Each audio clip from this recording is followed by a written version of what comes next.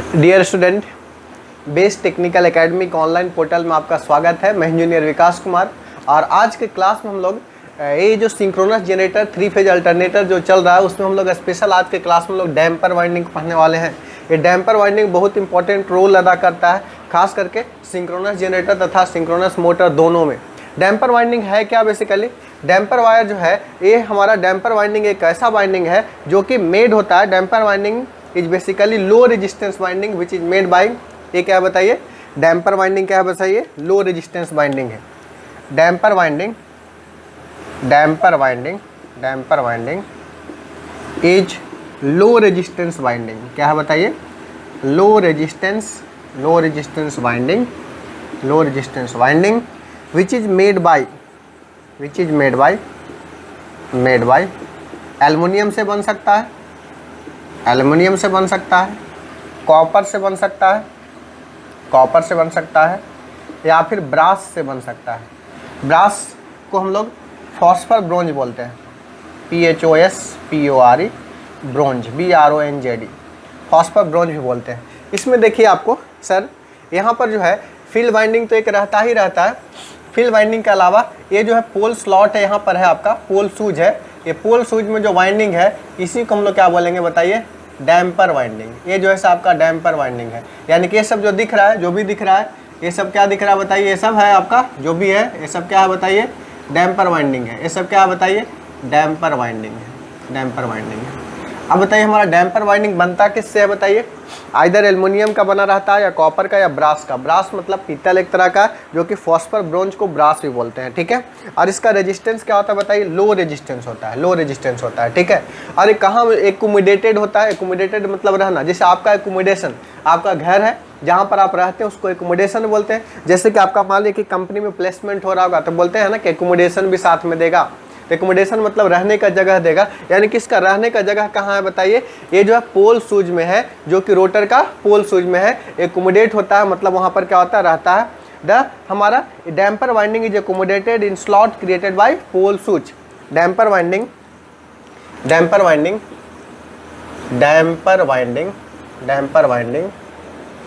Are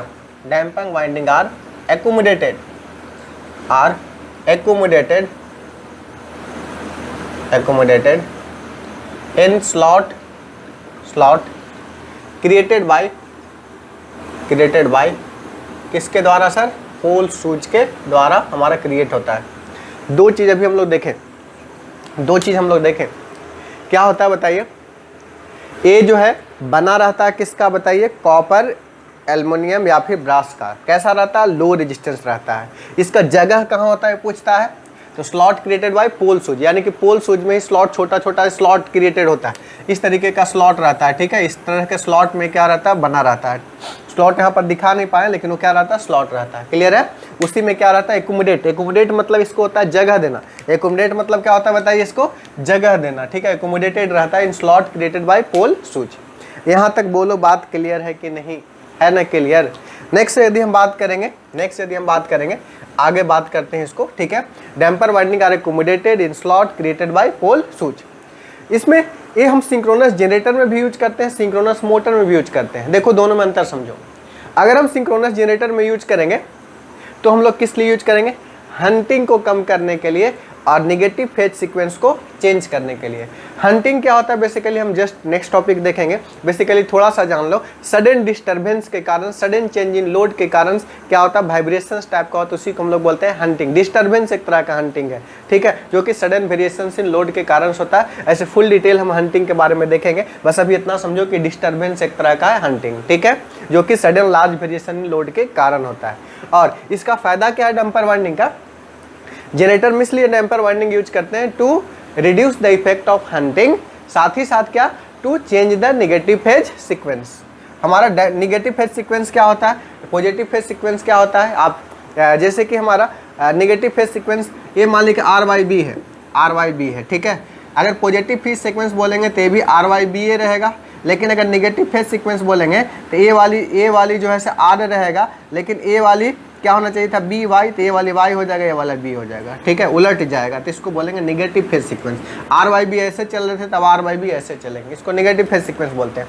तो इसके damper winding की मदद से हमारा क्या निगेटिव फेज सीक्वेंस क्या होता है, चेंज हो जाता है, और उसी के लिए इसको जनरली हम लोग यूज करते हैं। Synchronous generator it is use to reduce the hunting, also reduce to suppress, suppress मतलब चेंज करना, सप्रेस और change the negative phase sequence.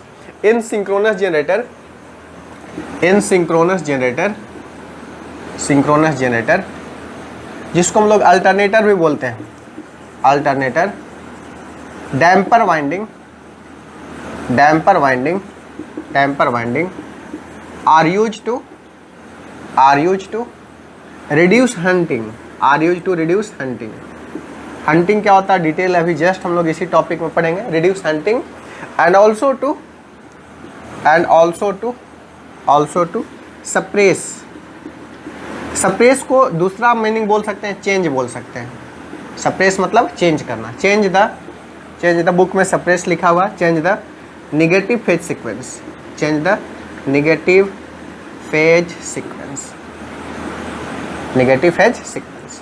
इस तरीके से हम लोग बात करेंगे किस में सर, जनरेटर में। ये अगर मोटर में बात करेंगे तो हंटिंग को तो रिड्यूस करता ही करता है, साथ ही साथ इसको स्टार्टिंग के लिए यूज करते हैं। जबकि हम बात करेंगे सर, मिटा रहे हैं, जबकि हम बात करेंगे in case of synchronous motor, in case of synchronous motor hunting is use to, sorry, damper winding is use to in case of synchronous motor, damper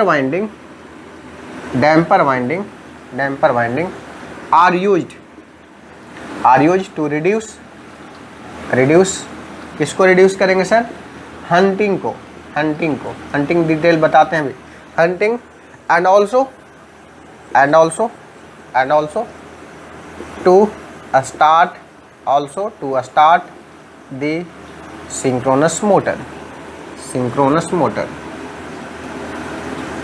यानी कि सिंक्रोनस मोटर में हंटिंग जो भी होगा वेरिएशंस के कारण उसको कम करेगा, साथ ही साथ मोटर को स्टार्ट करने के लिए ज़रूरत पड़ेगा। अगला चैप्टर पढ़ेंगे, वहाँ पर हम लोग देखेंगे कि एक स्पेशल है डैम्पर वाइंडिंग स्टार्टिंग मेथड, उसका स्टार्टर का नाम ही है डैम्पर वाइंडिंग स्टार्टिंग, और एक है ऑक्सिलरी मोटर स्टार्टिंग। तो हम लोग देखेंगे कि डैम्पर वाइंडिंग स्टार्टिंग में एक्चुअली में होता क्या है, तो सारे चीज़ हम लोग वहाँ पर क्या करेंगे, देखेंगे। कहाँ पर देखेंगे सर, जब हम सिंक्रोनस मोटर पढ़ेंगे। अभी डैम्पर वाइंडिंग के बारे में हम लोग 4-5 पॉइंट जाने, ये डायग्राम को बना देंगे हम लोग।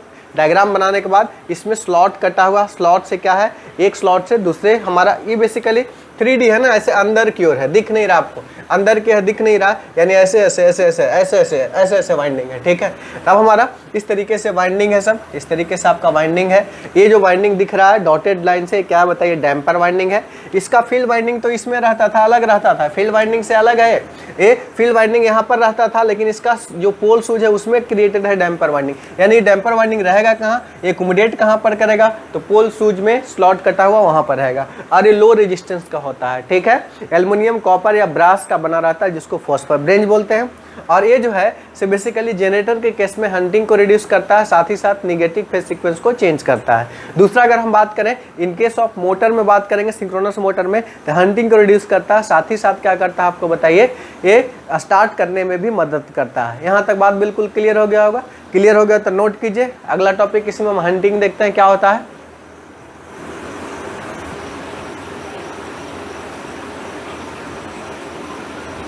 चलो अब समझना है कि हंटिंग क्या है। हंटिंग क्या है, जैसे कि मान लीजिए कि फॉर एग्जांपल सिंक्रोनस मशीन घूम रहा है तो सडन लोड बढ़ जाए, सडन लोड घट जाए, तो उसके कारण क्या होगा, एक डिस्टर्बेंस होगा। Due to the sudden large disturbance in load, the rotor of the synchronous generator oscillates, vibrate, और इस फेनोमेना को ही क्या बोलेंगे, हंटिंग बोलेंगे, ठीक है। तो हंटिंग क्या है, due to the sudden large variations of load oscillation will occurs in the rotor, due to sudden large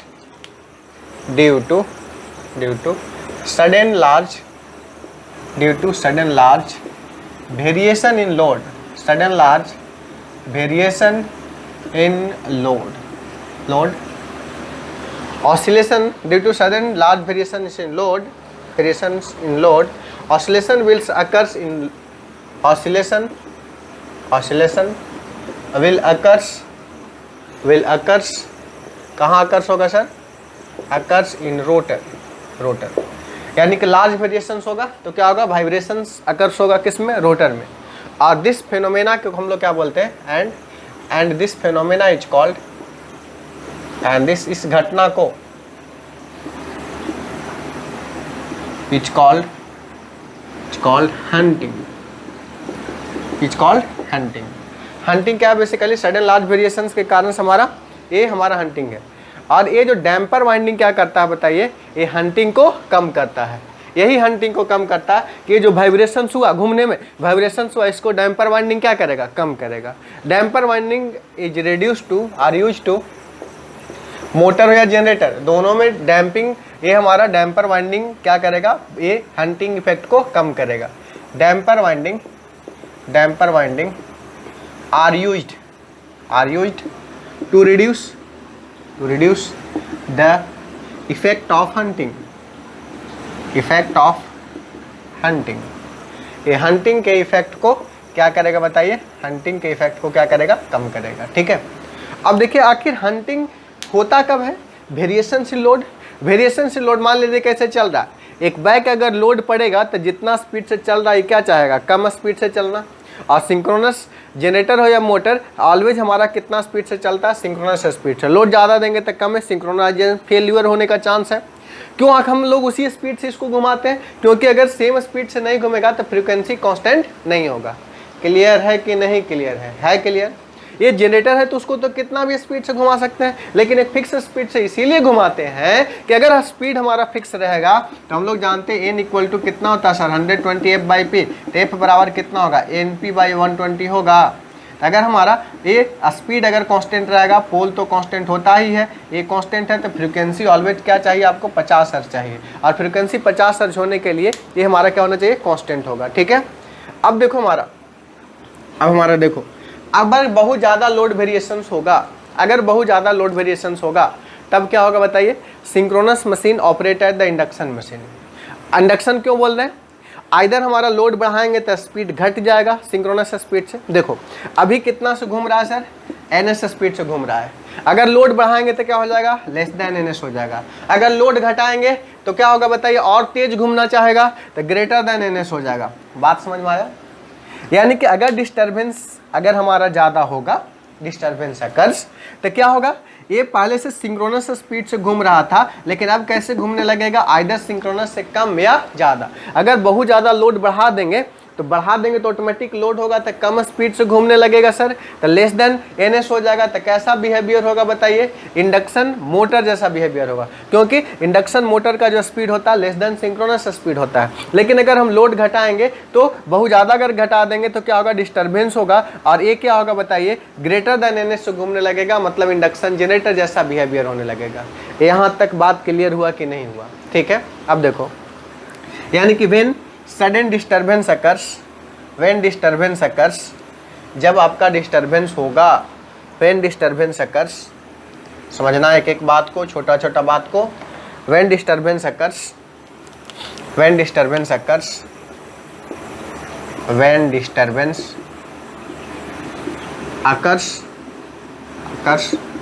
then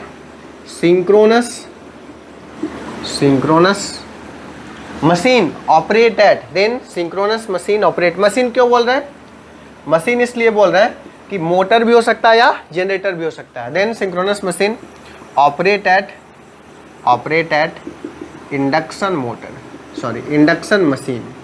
जब मशीन बोल रहे हैं, जब मोटर और जनरेटर दोनों का संबोधन हो रहा है। ठीक है, दोनों का संबोधन हो रहा है। ठीक है, अगर हमारा डिस्टर्बेंस के कारण सिंक्रोनस जनरेटर या मोटर का स्पीड आपको क्या हो जाए बताइए? घट जाए। किससे? सिंक्रोनस स्पीड से। यानी कि जब डिस्टर्बेंस अकर होगा तो 2-3 केस पॉसिबल है। एक तो स्पीड घट जाना और दूसरा स्पीड क्या होना? बढ़ जाना। ठीक है, अगर हमारा ड्यू टू डिस्टर्बेंस, यदि due to disturbance if speed of rotor is decreases कहने का मतलब क्या? लेस देन कितना, ns। Then machine operate eight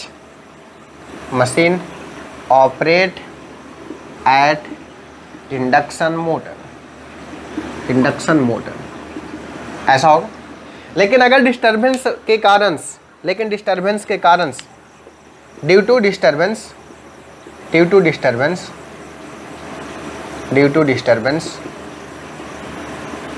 if speed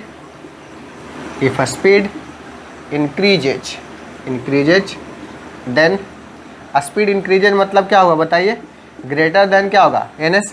किसका स्पीड सर, तो rotor speed. If rotor speed increases, if rotor speed increases, rotor speed increase होगा मतलब क्या, ग्रेटर देन क्या होगा, nr। Then machine operate at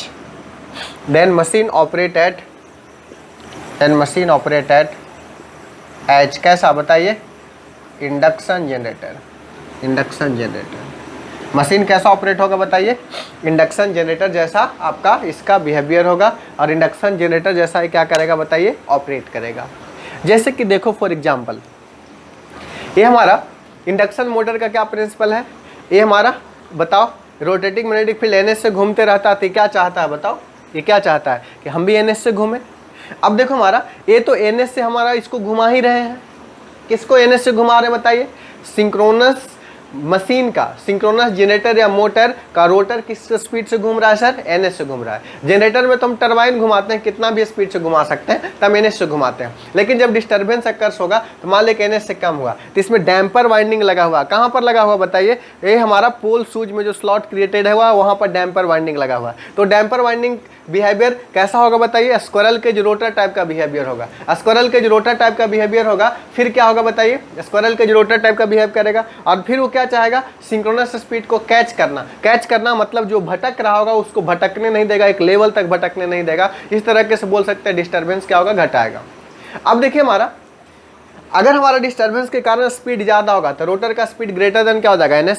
induction generator चाहता है कि हम सिंक्रोनस स्पीड से घूमें, तो अपना स्पीड क्या चाहेगा, घटाना चाहेगा। कौन घटाना चाहेगा, किसके कारण घटना चाहेगा, तो ये आपका डैम्पर वाइंडिंग के कारण घटना चाहेगा। ठीक है, स्टेबिलिटी को गेन करने के लिए ये हमारा यहाँ पर डैम्पर वाइंडिंग ऑपरेट करेगा। सबसे पहले इस पॉइंट को कंप्लीट करते हैं। यदि हमारा डिस्टर्बेंस के कारण स्पीड डिक्रीज करता है तो यहाँ पर क्या होगा, machine operate at induction motor operate करेगा, इंडक्शन ऑपरेटर ऑपरेट करेगा। और यहाँ डैम्पर वाइंडिंग क्या करेगा बताइए, यहाँ पर डैम्पर वाइंडिंग हेल्प क्या करेगा, एंड डैम्पर वाइंडिंग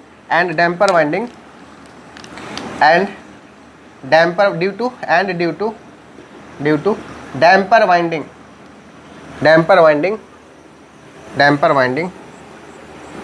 वाइंडिंग ये ns होगा।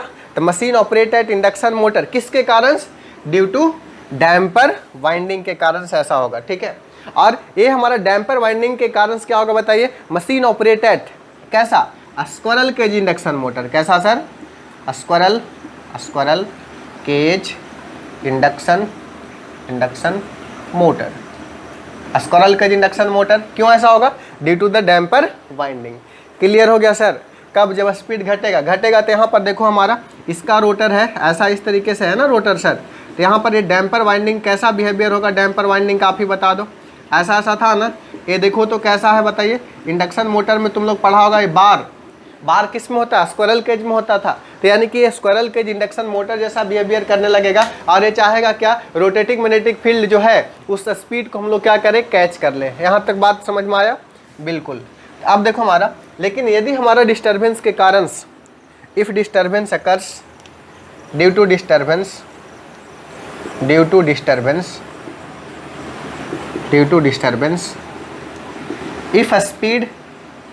if speed of rotor is increases, if speed of rotor increases greater than क्या होना चाहिए, ns, then machine operate as a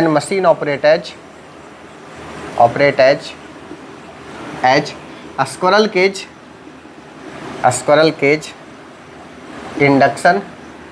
induction generator.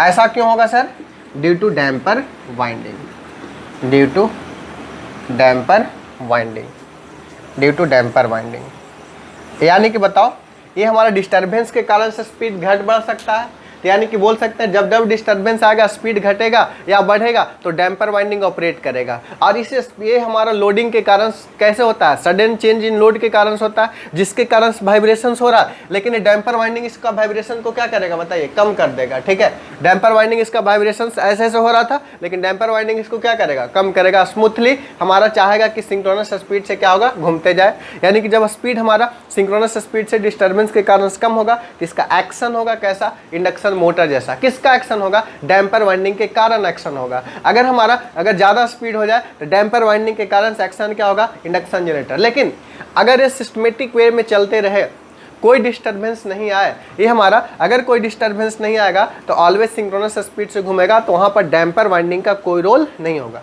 Damper winding का आखिर role कब आता है, जब हमारा डिस्टर्बेंस आता है। डिस्टर्बेंस आएगा तो स्पीड घटेगा या बढ़ेगा, घटेगा तो मोटरिंग एक्शन होगा, बढ़ेगा तो क्या होगा, जनरेटिंग एक्शन होगा। लेकिन जब कुछ होगा ही नहीं तो ना तो मोटरिंग एक्शन होगा ना जनरेटिंग एक्शन होगा।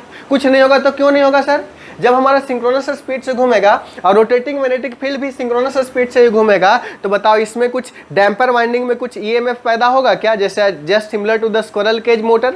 हमारा डैम्पर वाइंडिंग में कुछ नहीं होगा। लेकिन जैसे ही हमारा इसका स्पीड घटेगा तो दोनों के बीच रोटेटिंग मैग्नेटिक फील्ड और इसके बीच रिलेटिव मोशन होगा तो फ्लक्स कटेगा तो ईएमएफ पैदा होगा। फिर से अगर बार के जैसा अगर डैम्पर वाइंडिंग में भी करंट फ्लो करने लगेगा तो उसी तरीके से सेम प्रिंसिपल पर ये चाहेगा कि हम लोग एनएस के स्पीड को क्या करें, पकड़ लें, और फिर से एनएस को पकड़े रहेगा जब तक कि बहुत ज्यादा डिस्टर्बेंस नहीं आता है। तब तक क्या करेगा, ये सिंक्रोनस स्पीड को क्या करेगा, मेंटेन रखेगा। यहां तक बिल्कुल क्लियर है, बोलो हाँ क्लियर है। लेकिन यदि हम बात करें कि अगर कोई डिस्टर्बेंस नहीं आए तो डैम्पर वाइंडिंग का कोई भी रोल नहीं होगा। If there is no any disturbance occurs, यानी कि हमारा if the rotor speed is exactly synchronous speed, यानी कि मतलब हुआ if rotor speed is exactly equal to synchronous speed, then synchronous speed, then no any roll off किसका sir, no any roll off damper winding का कोई role नहीं होगा। यहाँ तक बात बिल्कुल हम आशा करते हैं कि आपका क्लियर हो गया होगा। क्लियर हो गया है कि नहीं हो गया है, चलो यहाँ तक बात बिल्कुल आपका क्लियर हो गया है, बिल्कुल क्रिस्टल क्लियर है सर, कोई दिक्कत नहीं, हमारा कोई दिक्कत नहीं है। तो हम लोग इतना बात को बिल्कुल क्या करेंगे, हम लोग ध्यान में रखेंगे। यहाँ तक बात बिल्कुल समझ में आ गया कि नहीं आया, बिल्कुल हम आशा करते हैं कि आपको समझ में आ गया होगा। तो हंटिंग क्या होता है, hunting basically sudden large disturbance के कारण क्या होता है, ये रोटर जो होता है से वाइब्रेट करने लगता है, इसी फेनोमेना को बोलते हैं हंटिंग। हंटिंग किसके द्वारा कम करते हैं, तो डैम्पर वाइंडिंग को यूज कर हंटिंग को कम किया जा सकता है। क्लियर है। इसके अलावा यदि हम बात करेंगे और इसमें क्या फेनोमेना हो सकता है, जब डिस्टर्बेंस अकर होगा तो सिंक्रोनस मशीन जो है ऑपरेट करेगा कैसा, इंडक्शन मशीन। अगर हमारा रोटर का स्पीड सिंक्रोनस से कम हो जाएगा तो यहाँ इंडक्शन मोटर एक्शन होगा और उसको फिर से सिंक्रोनस स्पीड पर पहुँचाने का कोशिश करेगा। अगर हमारा सडन लार्ज डिस्टर्बेंस के कारण से स्पीड हमारा बढ़ जाता है तो इंडक्शन मोटर की जगह इंडक्शन जनरेटरिंग एक्शन होगा और वो फिर से सिंक्रोनस पर आ जाएगा। लेकिन अगर रोटर का स्पीड सिंक्रोनस के बराबर है तब कोई एक्शन आपका नहीं होगा। यहाँ तक बात क्लियर है कि नहीं, बोलो हमारा है ना क्लियर कि नहीं क्लियर है। हम आशा करते हैं कि यहाँ तक बात आपको बिल्कुल क्लियर होगा। क्लियर है, समझ गए। तो चलो हम लोग इस लेक्चर में हम लोग इतना ही रहने देते हैं, बाकी फिर हम लोग अगले लेक्चर्स में और देखेंगे आगे की बातों के कि हमारा फेज सीक्वेंस क्या है, फेज सीक्वेंस कैसे चेंज होता है, ये में इक्वेशंस क्या है, बहुत सारा इसमें बात है। आपका पिच फैक्टर क्या होता है, डिस्ट्रीब्यूशन फैक्टर क्या होता है, बहुत सारे टर्म्स हमारा रिलेटेड है। तो सारे टर्म्स को 1 बाय 1 करके हम लोग क्या करेंगे, देखेंगे। ठीक है, इसमें एक छोटा सा टर्म्स और देख लेते हैं हम लोग, फेज सीक्वेंस को देख लेते हैं, थोड़ा इससे रिलेटेड है इसलिए इसी में देख लेते हैं। थोड़ा लंबा होगा, मेमोरी थोड़ा बढ़ जाएगा और कुछ नहीं होगा। ठीक है, चलो मेमोरी बढ़ जाएगा, अपलोडिंग में थोड़ा दिक्कत आता है सर। ठीक है, 6 GB से भी ज़्यादा हो जाता है तो अपलोडिंग में बहुत टाइम लेता है। इसलिए मैं 20-25 मिनट का वीडियो बनाने की कोशिश करते हैं। तो चलो फिर भी इसमें 30-35 मिनट का वीडियो जाएगा, लेकिन हमारा क्या होगा, इसमें हम लोग पढ़ लेते हैं क्या फेज सीक्वेंस क्या होता है। चलो नोट करो इसको पहले।